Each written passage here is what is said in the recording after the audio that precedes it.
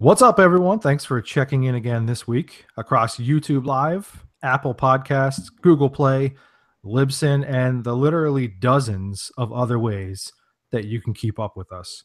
We hope for those of you that have already had your fantasy drafts that you made the best decisions possible.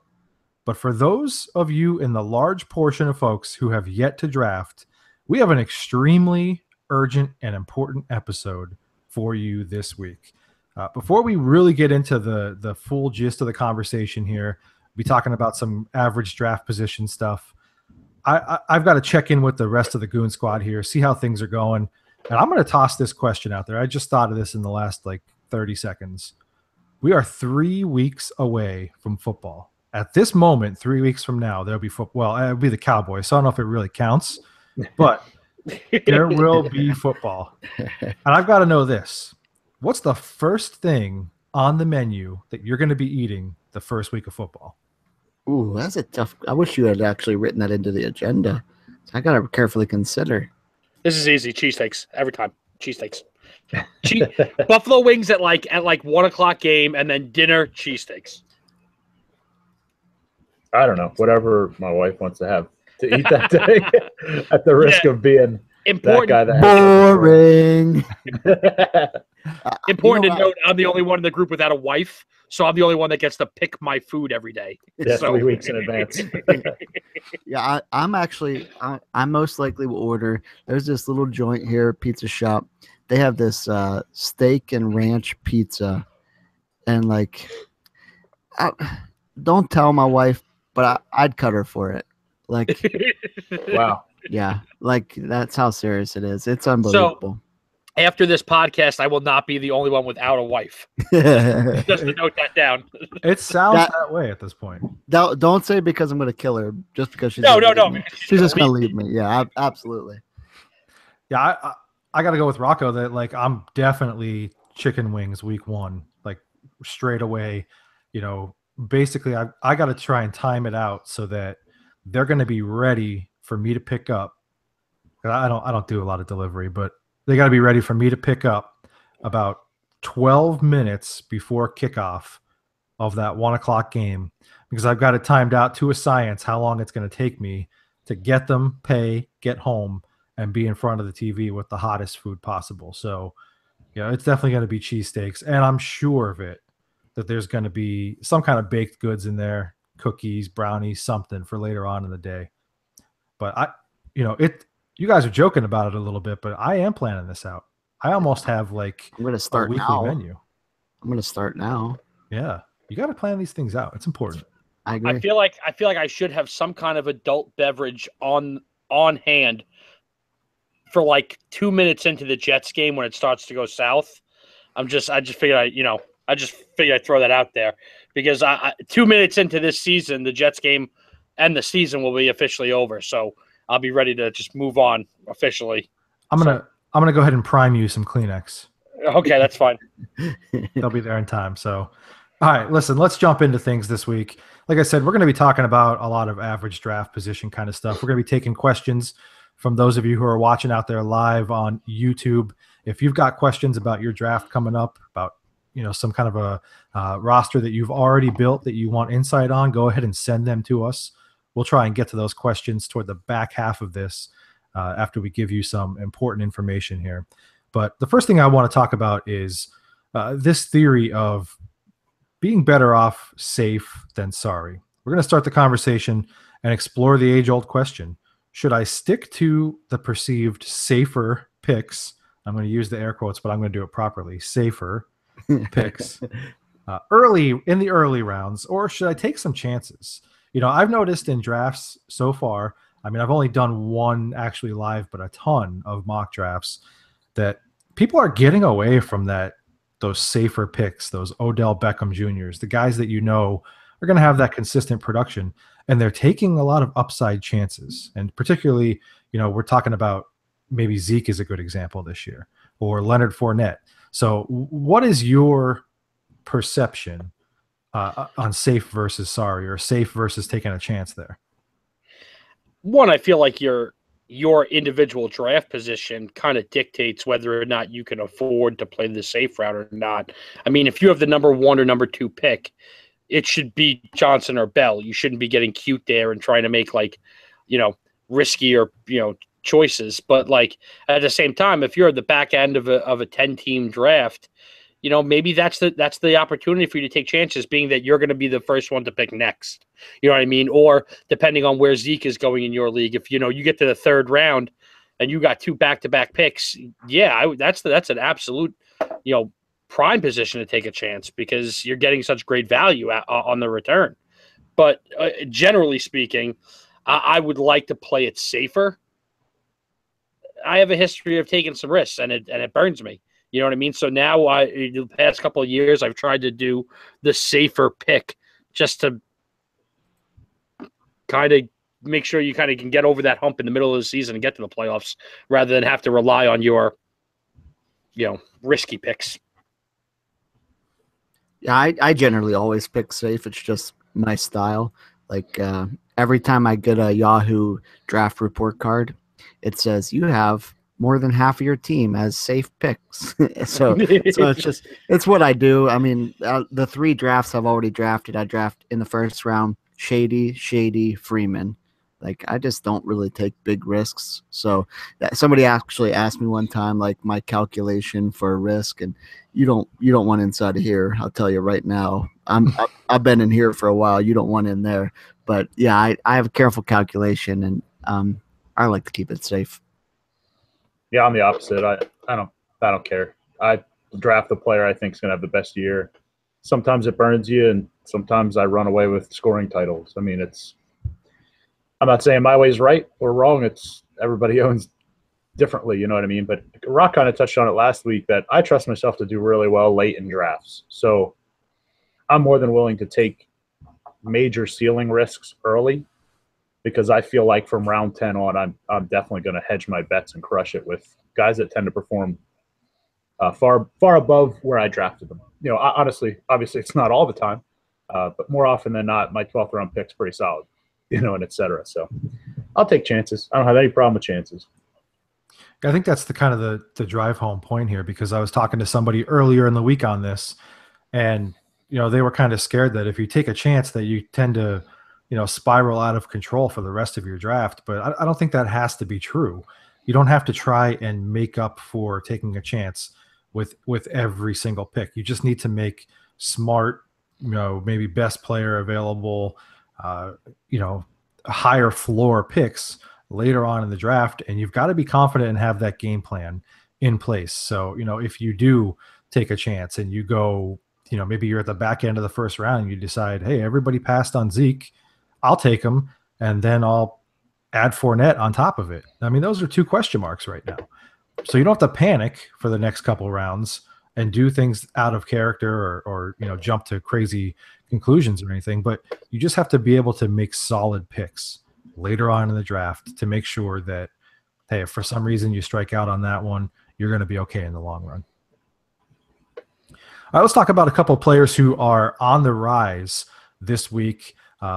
We touched on some of this last week, but I wanted to get back to this because this is important, because as we know at this time of the year, from week to week, guys are going up and down, stock market, type graphs as far as their draft stock goes. So the first player that I want to talk about getting a lot of buzz right now is Dalvin Cook.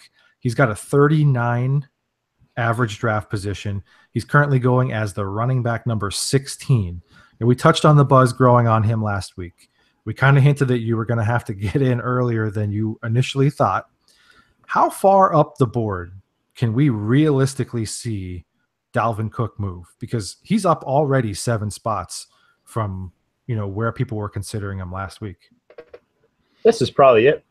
I mean, I'm as big a Cook fan as anybody here, but I mean, how much higher can he really go when you're starting to put him over established players and better offensive lines? I mean, with all due respect to how good he is, their line is dreadful. So even with his skill set, there are simple 4-yard runs that are not going to be there for him, that are there for some other team. So I like that he rose this high. I think it's appropriate. I think it's where he should be because I'm not scared of Lat Murray, even some. So I think he's a clear, backfield monster. But there's a ceiling to how much he's going to score because of what his offense has. Now, PPR may be a little higher because he doesn't run 20-yard routes and Sam Bradford doesn't throw 20-yard routes. So that helps him to get some catches. But I think this is about right for him. Yeah, it's kind of odd. I mean, obviously it depends on your individual leagues and what your settings are. 39 is a good spot for him, but I'll just use our league as an example. Because our league that we're in is only an 8-team league and we're extremely running back heavy. I took the 16th overall running back at pick 17. You know what I mean? So now that's not to say, he was the 16th running back off the board. There were other positions taken, but I knew that I wasn't going to get the guy that I wanted, 16 picks later either. So, you kind of have to, small reach there, but he was probably, if I remember correctly, I think there were only 2 running backs on the board ahead of him when I drafted him. And that's our league, you know what I mean? But if you're in a more traditional standard league and might not be running back heavy, you might see him in the 3rd, 4th round in a 10-team league, and that's right where he should be. You're taking him, with a huge amount of upside, but there are backs that are safer picks than him. You also have him ranked higher than running back 16 too, so some of it depends on your personal rankings. Don't stick by absolutely. Don't stick by ADP or where Yahoo or whatever site you use says you should draft him. Draft him when he comes up on your board and you say, Dalvin Cook's the best player available for my team right now.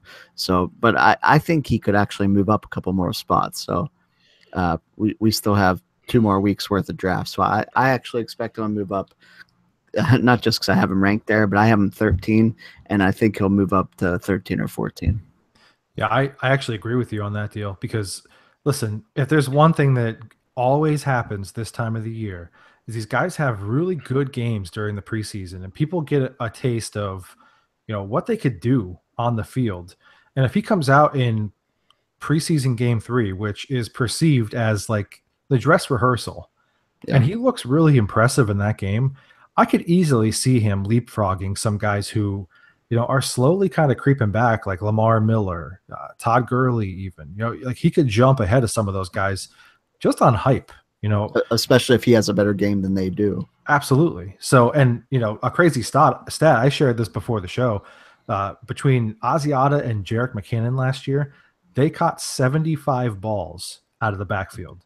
And now the Vikings brought in a guy who does that for a living, kind of being a multi-faceted running back. So the PPR upside is just through the roof. So I think people are just getting a taste and they're just jumping. So I wouldn't be shocked if you started to see him going in the 2nd round. Yeah, he's a better receiver than both of those guys combined. Well, if you add their talent together. Yeah, well, that's a given. But all right, we got to talk about Doug Martin here. I know we've touched on him a fairly decent amount over the history of this podcast, but right now he's at an 81.7 average draft position. He's the running back 31 going off the board at that number, but he's having a really productive preseason. He's looking pretty sharp. All accounts are showing that, he's motivated in practice. He's looked good. He's understanding what the team wants to do. People are starting to try to buy in a little bit earlier based on what they're seeing. Are you buying in on that trend?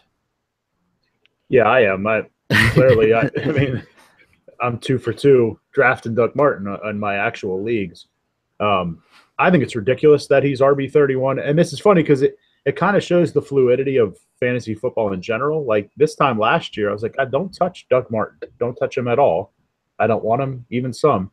That's because I was going to have to take him in the 2nd or 3rd round, which I don't think that's the player he is. But now, where he's ranked, because largely due to the 3rd round, the 3-game suspension that he's facing, he's bumped way down. But I feel the same way about him that I felt about Le'Veon Bell last year with the three-game suspension.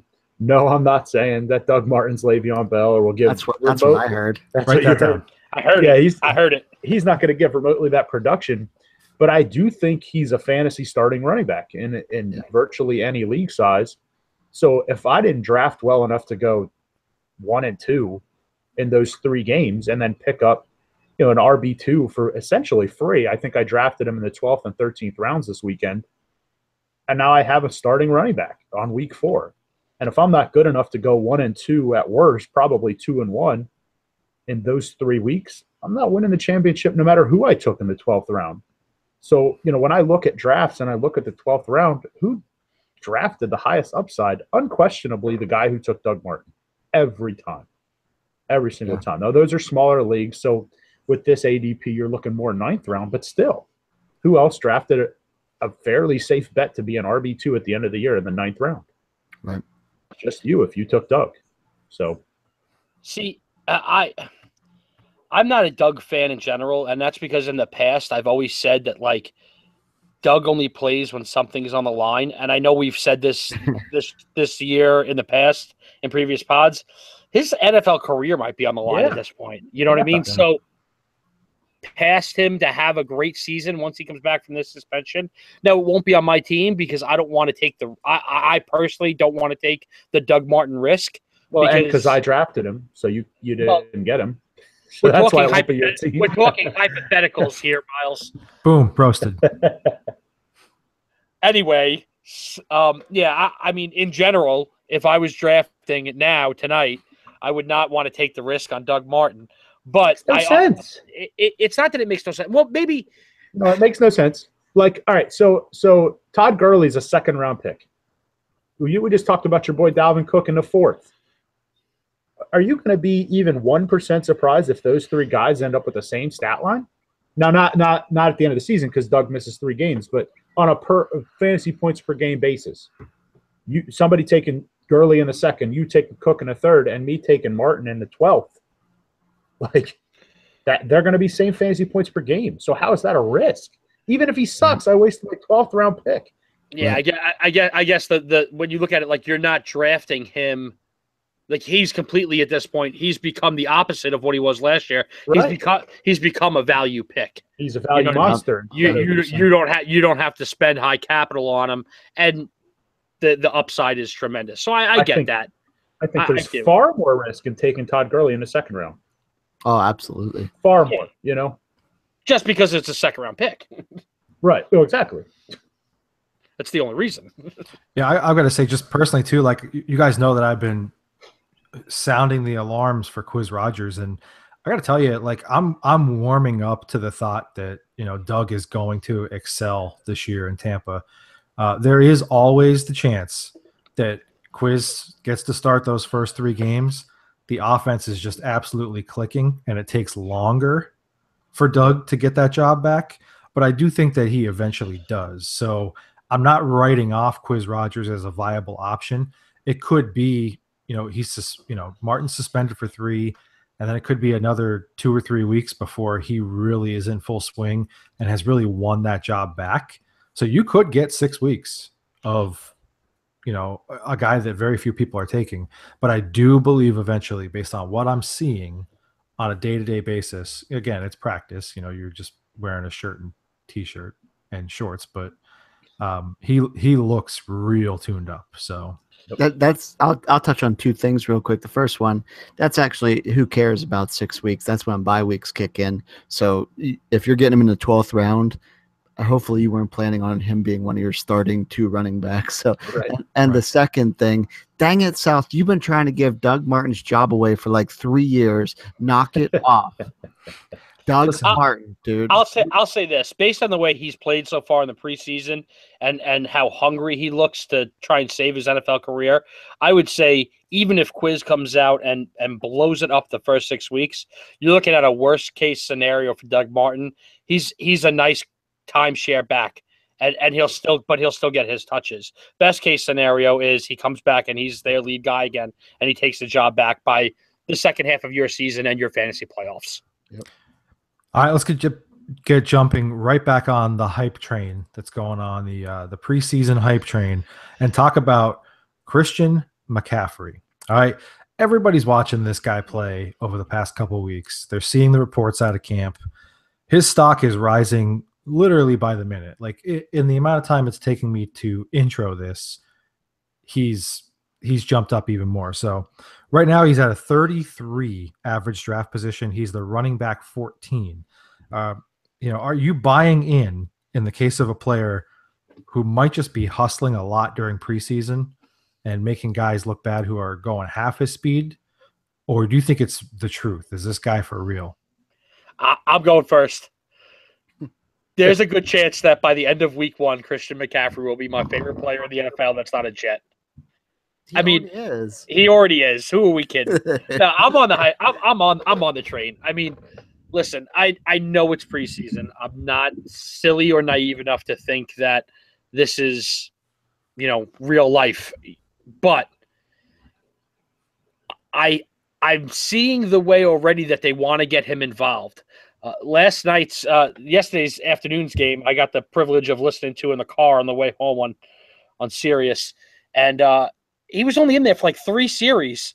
They scored 2 touchdowns on those series. He scored one of them. He averaged 11 yards per rush. They threw him the ball 3 times. Like, they want to get him involved, which is why I'm high on Christian McCaffrey. Because, South, what am I going to say? I'm going to steal your line. Well, you might as well. You might as well. Everybody else does. Yeah, everybody else steals South's lines. Volume is king. So if they're going to commit, listen, he was on the field for 3 drives. They gave him the ball, I think, 9 times on those 3 drives. Or tried to get him the ball 9 times. They threw him the ball 6, which 3 of them went for completions, and they handed him the ball off 3 times. And that's them trying to take it easy in preseason with this guy. You know what I mean? So I think they're going to try and go nuts getting him the ball in a lot of different positions. I said it earlier. I think he is going to play a factor in the return game. Obviously, most leagues don't play you get yards for that, but he's definitely a threat to score. Maybe give you a couple scores that way too. I'm on the Christian McCaffrey train. I have been since 2 years ago at Stanford. I stayed on it this year, and I'm going to be on it, and he'll be my new favorite player in the NFL. Probably even above all the ridiculous New York Jets that are on the team right now too. What day does your jersey come? What?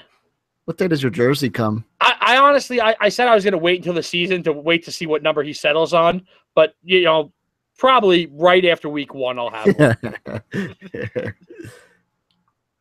Yeah, I got to say, like with McCaffrey, I'm a little worried that this is a guy who's out there trying to prove a point against guys who, aren't necessarily trying to prove a point. You know what I mean? I'm not going to discount his talent. There's no discounting that. But how often do we see where, during the preseason, specifically a running back just looks phenomenal, especially one trying to prove a point early on, and then it's a little bit more of a slow go once real football speed kind of catches up. And I do think that if you're going to expect that he's going to dominate like right out of the gate and just be like 10 catches a game, he's going to rush for over 100 yards, he's going to have a bunch of touchdowns, it's going to be a little bit of a slow crawl to start because, again, he's not your prototypical running back. You're going to have to get creative with him.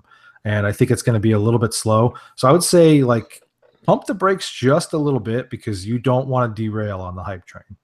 South, I got a question for you. I would be absolutely very surprised if he was the type of guy that came out and averaged 100 yards rushing a game. He's just, I don't see him being that role. But would you be at all surprised if he averages 120 all-purpose yards every game, rushing, receiving? I mean, right away, I think I'd be surprised. Just because you still have to acclimate to the pro game. You know what I mean? Like, that's why my intro kind of hinted toward, like, not everybody's going full speed out there, right? You know what I mean? Like, he's making guys look silly with some cuts, and, like, there are just some guys out there who are just trying to get warmed up right now. You know what I mean? Like, and he's full out. So I'm a little hesitant in that regard. I'm not drafting Christian McCaffrey. I don't know about you, Miles, but I'm not drafting him.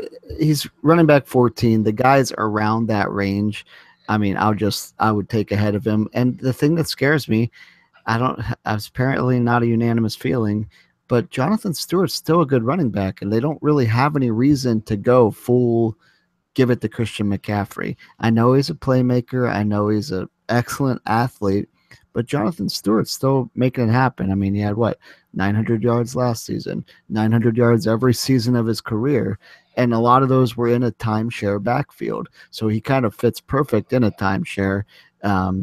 McCaffrey is obviously a lot different than D'Angelo Williams, but Jonathan Stewart's used to the timeshare, and Carolina's used to running an offense with Jonathan Stewart in a timeshare. So I'll be shocked if Christian McCaffrey fully takes it over. Yeah, I'm not, for different reasons. I probably won't own McCaffrey at all. I don't think Jonathan Stewart's very good. He's solid. You know what I mean? Like, I'm not trying to say he should retire tomorrow, but I don't think there's any reason that it should be more of a come in and spell McCaffrey kind of thing. I just think people are going to overpay for him in pretty much every league that I'm in. He's just one of those guys that, like, there's going to be one dude in every league that's like sky high on him, you know, and watches the way he's tearing up the preseason. And I'm not going to take that from him, but like, you know, Rock, you just said 120 all-purpose yards per game. And as an average, good. Yeah. And you're the guy that you have him in our league via trade, but still you have him. But like, temper expectations, that would have put him third in the NFL last year in yards from scrimmage. Like, only David Johnson and Zeke Elliott did that last year. And he's by no means going to get the ball as much as Johnson did, or Elliott for that matter. And even if he does, his line is nowhere near Dallas's line. So, like, I just think expectations need to be tempered on what he's going to be. I guess it's fine if you're into him. I'm not going to talk anybody out of him by any means. And if I'm sitting there in like round 6 and he's there, I'm all over it. Or in a larger league, round 5, you know, but he's just not going to be my third pick. I can't do it. Well, and to be fair, I didn't take him as high as his ADP is right now either. I took Dalvin and Marshawn ahead of him, so I still have him ranked, I think, appropriately in my head. The question is, am I looking forward to the production that I feel he's going to give this year to justify if in your league you decide to reach on him, or not reach, but take him where his ADP is, which in my mind I do, because I don't think he's going to – listen, deal to go along with your Jonathan Stewart thing, I don't think McCaffrey's getting 25 carries a game. I think very respectively he'll probably be in the 10 to 12 carries a game, but then he's also going to give you probably five catches a game in that range, you know, and that's where I think you're going to benefit from, especially if you're in a PPR. You're going to get 100 plus total yards and all the half point or full point PPRs. That makes him more valuable than Jonathan Stewart, and that definitely makes him a top 15 running back. Oh, I'm definitely saying he's more valuable than Jonathan Stewart. That was not part of my argument. Okay, I just wanted to make sure. No, and to go back to that, I don't think Jonathan Stewart's an all-pro running back. I think he's a good timeshare running back, and that's what I think it will be. All right, let's kind of change course just a little bit here because we've been talking about some running backs. Let's go over to the wide receiver position and talk about Devontae Parker. Kind of still a really high average draft position, but he really wasn't even on the radar for a lot of people before Jay Cutler came to town in Miami. He's at number 98 overall right now. He's the wide receiver 34. And as I said, he went from basically an afterthought to being drafted ahead of, in some cases, guys like Diggs and Garcon, who have been a little bit more productive to this point, quite honestly. Does Cutler improve him enough to warrant that kind of move at this point? Yeah, it does to me. I mean, we had this talk the other week, and I think he helps Parker immensely more than he helps Jarvis Landry, because that's just the type of quarterback Cutler has always been. He's not very good at it, but, you know, he does like to chuck it. And you know, this is a huge what are your settings to me. PPR, big knock on Parker. He's not getting 90 catches, but 70 for 1,200, I think, is a possibility. You know, he's a big yardage guy. He's going to score a lot. And a lot of that's going to come with his new quarterback's willingness to take shots that I don't believe his old quarterback had the confidence to do. I think here's where I have a problem with Parker. I think if we had seen him for larger chunks of time during his career to this point, be able to step up and be that second guy, you know, we see it a week here, a week there. I think if we had seen that for larger chunks, I would be more willing to jump out and say Cutler makes him a better player. but I don't think we've seen Devontae Parker be that guy yet. So I'm not ready to say that a mediocre Jay Cutler makes him that guy. That's kind of where I stand with it. Now, I'm not in no way saying that Miles is wrong. I'm just saying I gotta see it. You know what I mean? Like, I'm not ready to draft him above Garcon or guys that I think can definitely give you safe, solid value as a wide receiver 3, you know, which is realistically what we're talking about at this point, versus the chance that Jay Cutler, we're talking about Jay Cutler here, the chance that Jay Cutler makes Devontae Parker better enough to get him into a viable fantasy role. Yeah, look, I like Parker as kind of like a flex option, you know, wide receiver 3 territory guy, because to me, this whole entire thing kind of screams like newer, younger Mike Wallace. And for as obnoxious as it might have been to own Mike Wallace, like, you knew that there were going to be those games where, depending on the matchups, you could throw him into your lineup and he was going to be good for like 2 for 85 and a touchdown. He's just a home run threat, you know, deep ball kind of guy. And I think Parker has more talent to do that kind of thing. So, you know, you're talking about a guy with a big arm who likes to heave it. If he could hit on those, you know, a handful of times throughout the year for me to consider him as a flex, then, you know, sign me up on it. There's a lot of upside there, in my opinion. I just can't believe could be going ahead of Diggs and Garcon. Like, I can't believe it. For me, it's, you know, not everybody's Odell Beckham. Like, the NFL for the longest time, it was 3 years, and then your receiver is what he's going to be. Like, give him 3 years to get ready, to learn how the coverages work, and then you go. And recently, and with all due respect, mostly for a good reason, we expect it faster because, number one, it's how society goes now. But two, you got guys like Odell who come in week 1 of his rookie year, or week 5, whenever he actually started, and he was immediately a top 10 receiver in the league. And that's not how this works. But, like, Devontae Parker's a starter on a pretty good offense, and it's easy to forget. Like, he was drafted 14th overall. The guy's unlimited talent. And now he's in that third-year thing where guys start to blossom. I'm seeing it personally in my own team's camp with Nelson Aguilar. So I'm not drafting him in fantasy till I see it a little more, but he's not in as prominent of a role. But he looks like a completely different player. And I don't understand. Like you say, wait till I see it. I hear you, and that's kind of something I say a lot. But I think we're going to. I'm very, very willing to bet. This is similar to the Doug Martin thing for me. In a draft, you're not risking that much with the 98th pick to be the guy that might snag an 1,100-yard receiver. I agree. It's a risk-reward thing. There's no risk in the 11th round of taking this guy. I hear you, but Diggs is also going into his 3rd year and has been better his first 2. I'll give you Diggs. That's the one especially PPR. Especially PPR. He's going to get 80 plus, and he's going to get 900 plus. Like, the floor is way higher, and the ceiling is nearly as high.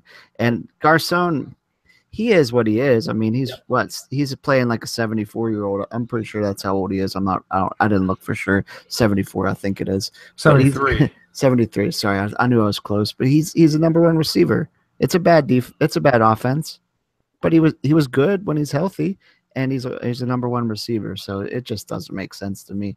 Although I did hear that Jay Cutler did cut back from Reds to 100s, so he probably can throw the ball a little more. But I also did hear that he doesn't need cardiovascular energy to be a quarterback. So just a quarterback. No, he's an old-fashioned gunslinger. So I think my biggest problem with this, South, just real quick, is maybe in the 2 players that you used for this particular description, I would rather have both of those guys over Parker. You know, and maybe if you gave 2 different guys, I'd feel differently on the situation. But I think Deal would agree with me on that. I know you picked them because they're big names that are, you know, tend to be slightly behind him. But, like, I just think with those two examples of guys, it makes it a really tough decision for me. Yeah, well, I picked them because those are the guys in real drafts, in real data, that he's going ahead of. I didn't handpick anybody. Oh, I know. I'm just saying. All right, so we gotta move. We're gonna move quickly through these next two. Let's talk about Terrell Pryor, 35.1 average draft position. He's a wide receiver 15 right now in drafts. He's coming off the board way earlier than I think anybody has expected in drafts. I've actually seen in a couple, different scenarios where he's coming off like wide receiver 12. Is he a legit wide receiver 1 play in leagues, or is this like a lot of hype right now? I think it's a lot of hype. I mean, I like Pryor, and I think that he can do great things with Kirk Cousins. But I think last year he had such a great year because he was the number 1 guy in Cleveland, and I'm assuming that he's going to be the number 1 guy. But Jamison Crowder, their number 2 guy, is going to get a lot of play. Josh Doxson, their number 3 guy, is set to get a lot of play. Jordan Reed, barring health, is going to get a lot of play. So I think we need to hone in these expectations of Terrell Pryor at this point, just because he's not playing on the Cleveland Browns anymore that don't have receiving options. The Redskins have receiving options. And yes, Kirk Cousins is better than any quarterback that the Cleveland Browns have had since they came back to the NFL. But there are a lot of weapons there, and that kind of scares me. I don't know if we're going to see Terrell Pryor catch 90 balls on that offense. I don't know. What I hear you saying is that the Redskins are going to have 4 1,000-yard receivers this year, and that's crazy. That just blew my mind that you said that. I can't believe it. He threw for 4,900 yards. There's a lot to go around. There's no too many mouths to feed argument on a quarterback that throws for 4,900 yards. And especially since Pryor is a better receiver. Dude, he's hands down the best receiver on the team. Yeah. And Jordan Reed's only going to play 3 games. Max. Absolute ceiling. I'll say from my end, number 1, South, to respond to you, I'm not entirely sure he's a wide receiver 1 play, but he's also being drafted as a 2. Yeah. So I'll say that first off. Maybe a semantics thing out of your end, but number 2 drafts this weekend, did not get Terrell Pryor. Very disappointed about that fact. That's all I'll say about how I feel about Pryor. I really, really wanted him. Just didn't happen in either league because of the way I chose to draft in each league. It just wasn't the right pick for me.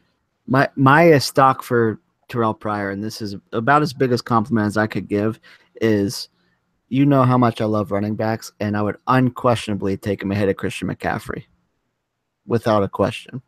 Yeah. So, yep, we'll see. I mean, he the reason why I bring up the wide receiver 1 play is because he's kind of trending towards like a number 12 spot. So if you're in a 12-team league, there's somebody out there who is more than likely going to have him as their wide receiver 1. Right. Especially given some of the trends that I've seen. So I'm really not that scared about him, though. Zero surprise if he ends the season as a receiver 1. No. Like I'm not even going to go, huh? Like I'll say, yep, sounds about right. All right, so super quick on this. I just want like a quick 15-second response to this from everybody. I just won't even talk. How's that sound? All right, that works. We got to talk about the elephant in the room because Pat Mahomes right now is like the most added player across 2 different fantasy football host sites that I looked at. People are adding this guy at an alarming rate right now based off of the hype of preseason play. What do we even say to people who are rostering and considering drafting him now when he really hasn't even technically won the starting job yet? Like how do you respond to that? All right, I'll start. You're the worst. I just want to say both Deal and I did call this was going to be the best quarterback in this draft class by a long. Absolutely. I wouldn't draft him or add him by any reason at all because they have no reason to start him. Right. Yeah, I'm gonna be honest. I did in all 3 of my leagues. I logged on last night and I said, "Is there anybody I can drop? Like, is there anybody that's super expendable that I can add Patrick Mahomes?" And I didn't, but I was a little bit tempted. I like Pat Mahomes. I don't think there's any reason to add him at this point.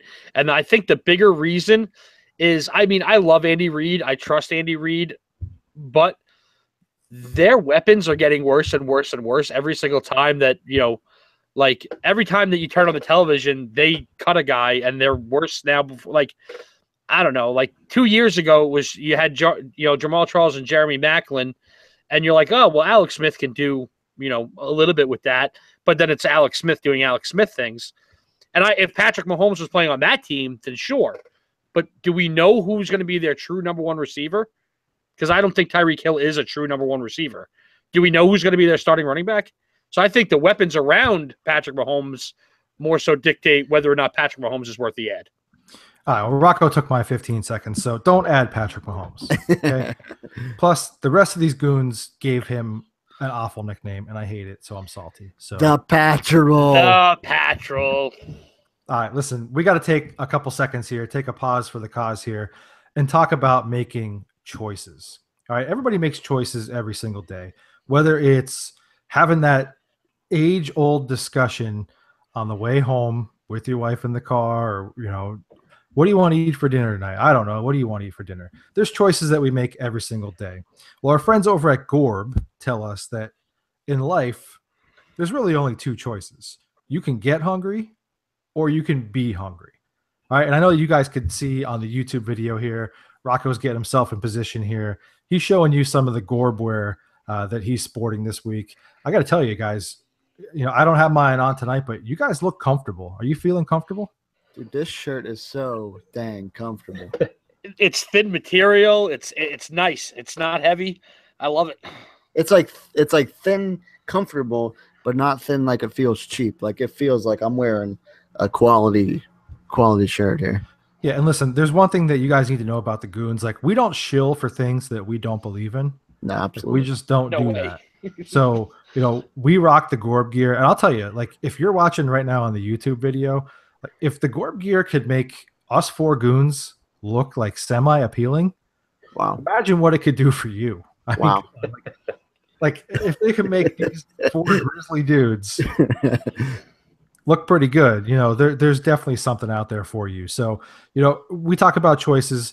I'm going to encourage you guys to make the choice to check out Gorb, GHORBH.com.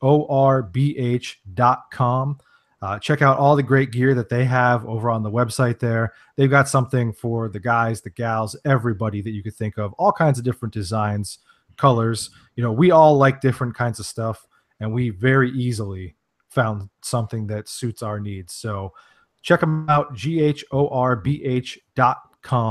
Check it out today. I actually had two choices in our draft we had. I could either draft to win a championship or draft just to beat South. Those were my choices. Based on the way your draft went, it was just to beat South. I did both. It's funny because I chose both. Yeah, it's funny because I looked at all the draft boards and I don't see any way I don't win our league. So South, who's even your quarterback, South? All right, we got to move on. Hold on, real quick, South. After looking at the draft boards, obviously you think you're going to win, but who do you think you're going to play in the championship? Slippery Pete. He's stupid.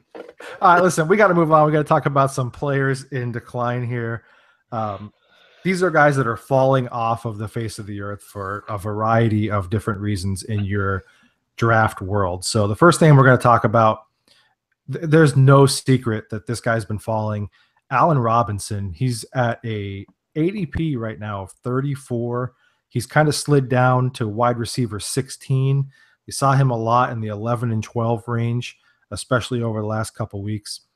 Previously a top 12 option, falling fast, mostly due to poor quarterback play. Should we be concerned, or are people panicking and he's a little bit more quarterback proof than we give him credit for? He is quarterback proof, except Blake Bortles is not a quarterback. Yeah, it's DeAndre Hopkins. I mean, like, how talented are these two dudes? And you can actually see Robinson's body language, not only in the practice video that was making its rounds about, keep one pass in bounds, and then, like, in the actual preseason game, like, I think he got hit in the ankle at one point. I mean, like, the dude is just checked out on how horrible Bortles is. And it's a shame because, as we talked about this past weekend together, like, he's hands down in that Julio Jones territory as far as pure talent. Yeah. I mean, he's absolutely one of the 5 or 6 best receivers in the league. And I will go 0 for 9 owning him this year. because I don't trust. No, I don't know, because somebody's going to take him before I'm ready to, every single time. Me, I'm gonna take him before. Yeah, and good. Like, and listen, I love the dude. I hope he does great, but I can't spend that pick hoping Bortles accidentally throws it not only to the right team, but also in the right spot where this dude can make a play on it. My question is do you feel any differently, Miles, if reports are true and they're thinking about making the switch to Henny? Absolutely. Okay. Now, yes and no, because Robinson's greatest skill is go deep, find ball, get ball. And that's not Henny's strength. So I think if they're willing to also kind of change the offense a little bit to cater to Henny's strengths versus what we saw in 2015 with Bortles throwing it really far and Robinson just having the best ball skills of anybody out there, if they're willing to change that, then yeah, I'm about Robinson. But Bortles has negative 5% confidence right now, and you can see it in every single throw he makes, and it's killing Allen Robinson. He's in purgatory right now. Somebody said something the other day, too. I forget which one of you was. It's not just that Bortles' confidence is low. It's that his team's confidence is low in him. Like, the team actually plays better with a little bit more pep when Chad Henne does come into practice or preseason situations. Where'd Chad Henne play college ball? Shut up. Shut up. Every single time. University of Michigan. I'll tell you one thing. I don't know about how much it improves Allen Robinson, but it improves Fournette a ton because he knows how to handle elite running backs. You go all the way back to Mike Hart. Wow. I went there. I'm so sad I drafted Fournette. He's going to suck. All right, let's talk about the next player on the list here. Eddie Lacy. You know, this is a guy we talk about all the time. He's a polarizing fantasy football player for a variety of reasons. He's got an average draft position right now of about 83. He's running back number 32. Maybe a week and a half ago, everybody was feeling pretty confident in him to kind of lock up that job in Seattle. Now he's falling faster than his supposed weight loss, and there's a lot of uncertainty in the Seattle backfield. So are we concerned here, or do you believe that ultimately talent wins out? I believe talent wins out, but I'm not just saying that Eddie Lacy's the most talented anymore. We were watching the other night when we were all together, and you could see like they were just trying anybody and everybody to try and make a splash at the running back position. And I'm not just talking about like deep in the game with the third quarterback. Russell Wilson was handing the ball off and throwing the ball to relatively no-name guys that we've never seen before. They're trying to find who's gonna grab this job and run with it, figuratively and literally speaking. And because they're doing that, it tells me that Eddie Lacy's just not getting the job done. Yeah, I think it's going to be a hot hand approach, to be honest with you. So you got Rawls into the equation there, and like I was a Rawls truther last year because the talent is there.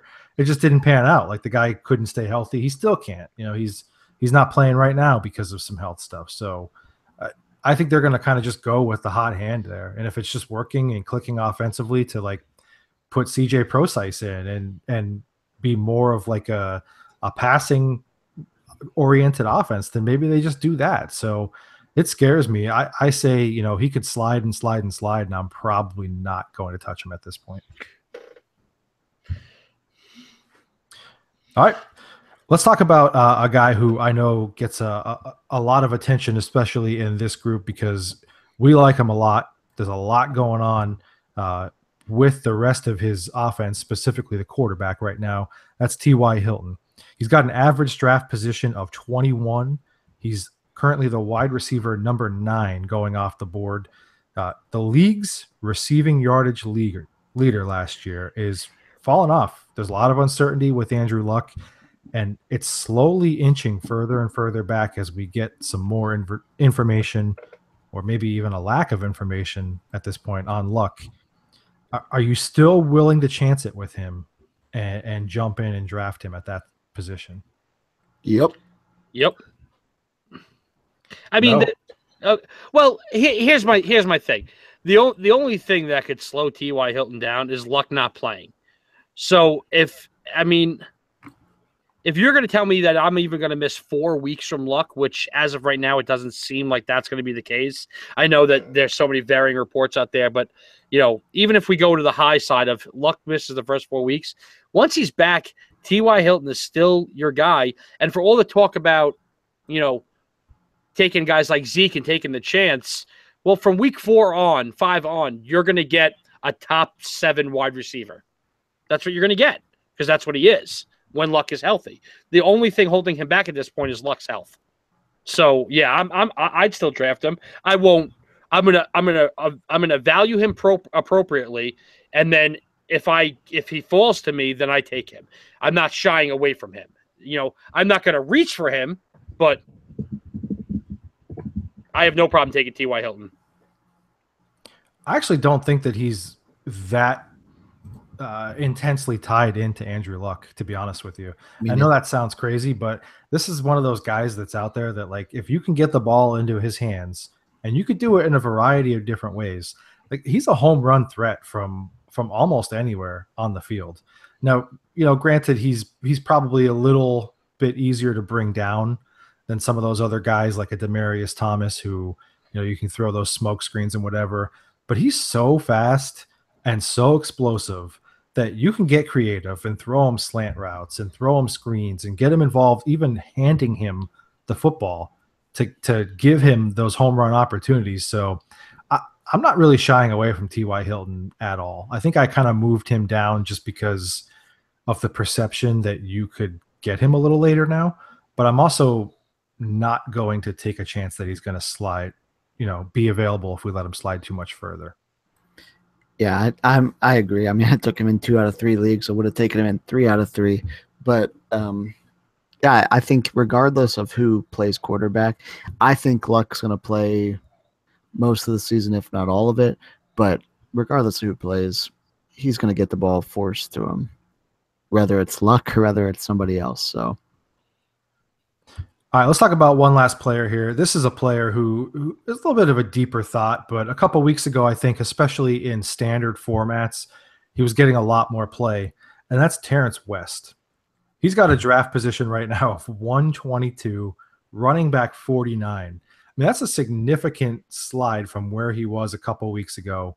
I understand that he's not a world beater by any means, but he was a guy who was going to technically be the starter in an offense that needs to establish a run and isn't afraid to run the ball in the red zone either. Are people scared away this much by Danny Woodhead? Like, should you really only be scared by Woodhead in a PPR? I don't get why such a dramatic slide for Terrence West. They're not a good team, and they don't care to run the ball. It's not a Woodhead thing for me. I don't want him either. I don't want a Raven. I think the Ravens are dreadful. Yeah. I don't mean to abruptly end it so much, but like, I don't want any of these guys. South, great job. You actually found a way to shut the 3 of us up. Talk about the Ravens. Bring up Terrence West. You shut us up, and all our listeners logged off. Like, and nobody wants to hear about Terrence West. Hey, you got to bring it up when a guy slides like 20 spots or 20, like 18 spots or whatever over the last 2 weeks. He's still overvalued to me as running back 49. That's too pricey for me.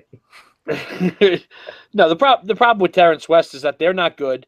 They're gonna be playing from behind, and he's not the back you want to own if you're playing from behind, because all he is a first and second down back.